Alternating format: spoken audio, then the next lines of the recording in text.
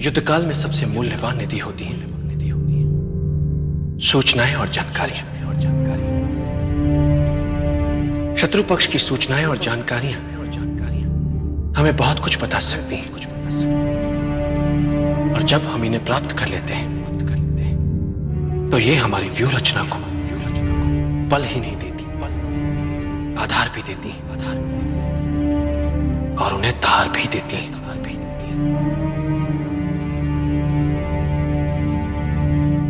सामरिक महत्व की असरदार सूचनाओं के बल पर बड़े से बड़े युद्धों के परिणाम बदल जाते हैं। युद्ध में शत्रु को असावधान और निश्चिंत करने से बड़ा कोई शस्त्र नहीं होता। इसलिए युद्ध जीतने के लिए युद्ध काल में ही शत्रु को विश्वास दिला दो कि वास्तव में युद्ध वही जीत रहा है। वो निश्चिंत हो जाता है, उसके लड़ने की भूख शांत हो जाती है। ऐसे समय में उस पर आक्रमण कर उसे सदा के लिए धराशायी किया जा सकता है।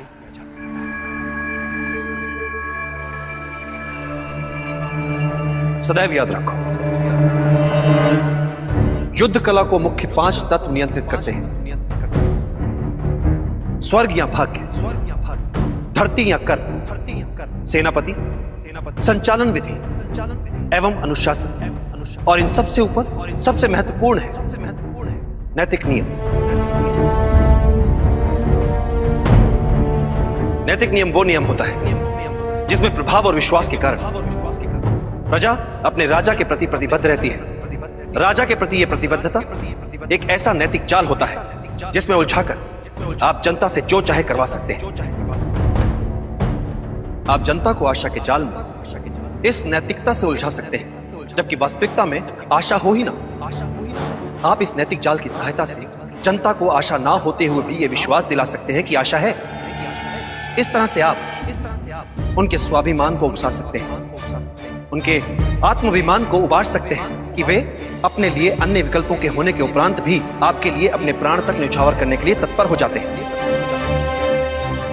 चाणक्य सदा कहते थे कि युद्ध करके शत्रु पर विजय प्राप्त करने में कोई बड़ी बात नहीं। बड़ी बात बिना युद्ध किए, बिना रक्त बहाए विजय प्राप्त करने में। बिना आक्रमण के शत्रु को समूचा जीतने के लिए शत्रु के मन से आशा ही मिटा दो कि वो अपने विरोधी से जीत भी सकता है, जिससे उसके लड़ने और जीतने की क्षमता कम हो जाती है। अब आता है योजना का दूसरा चरण। तो दूसरे चरण में जितने भी संसाधन हमारे पक्ष में है उनका प्रयोग, ताकि हारने की संभावना ही ना हो।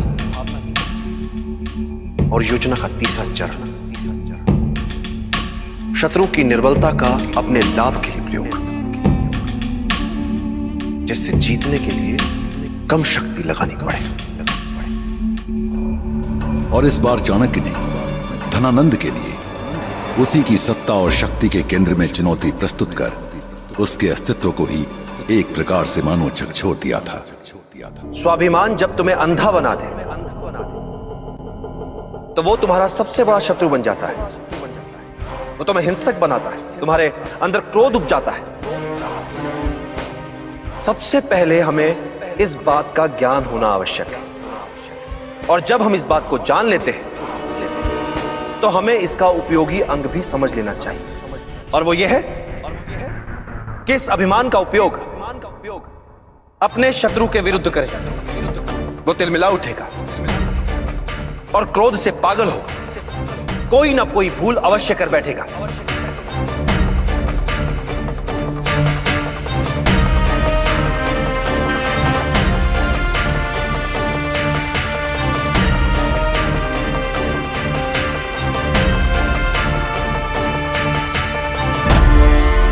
युद्ध कौशल युद्ध नीति का प्रतिबिंब है। युद्ध नीति युद्ध के लिए यथोचित युद्ध योजनाओं के लिए निर्माण का आधार होती है। किसी भी युद्ध या युद्ध जैसी स्थिति के लिए सफलता हेतु प्रमुख 10 बिंदु होते हैं। युद्ध के लिए यथोचित योजना, युद्ध घोषणा का समय, युक्ति संगत आक्रमण, युक्ति संगत युद्ध शैली का चयन, शत्रु की शक्ति और उसके निर्बल पक्ष की विस्तृत जानकारी, अपने सैनिकों और अपनी क्षमताओं का भिन्न भिन्न ढंग से प्रयोग, आक्रमण की चालों में चपलता से बदलाव, युद्ध के समय अपने आसपास के भूगोल की पूरी जानकारी। और इन 9 बिंदुओं से भी अधिक महत्वपूर्ण है, हर युद्ध किसी न किसी प्रकार के छल या छद्म पर आधारित होता है। यदि तुमने अपने शत्रु के विरुद्ध एक अच्छी योजना बनाई है तो यह मानकर चलो उसने भी तुम्हारे विरुद्ध उससे भी अच्छी योजना बनाई होगी। युद्ध में वही योद्धा सफल हो पाता है जो अपने शत्रु की सभी योजनाओं को भांप लेता है और फिर उत्कृष्ट छद्म बना पाता है। जैसे जब तुम आक्रमण करने वाले हो तो शत्रु को लगना चाहिए कि तुम अभी आक्रमण की स्थिति में नहीं हो। जब शक्ति का प्रयोग करने वाले हो तो शत्रु को लगे कि तुम निष्क्रिय हो। जब तुम शत्रु के बहुत निकट हो तब उसे लगना चाहिए कि तुम शत्रु से बहुत दूर हो। और जब तुम दूर हो तो शत्रु को लगे कि तुम उसके अत्यंत निकट हो। शत्रु से अपनी सही स्थिति छिपाकर छल से उसे अव्यवस्थित करो और शत्रु जब अस्थिर हो उस पर वार करके उसे कुचल दो।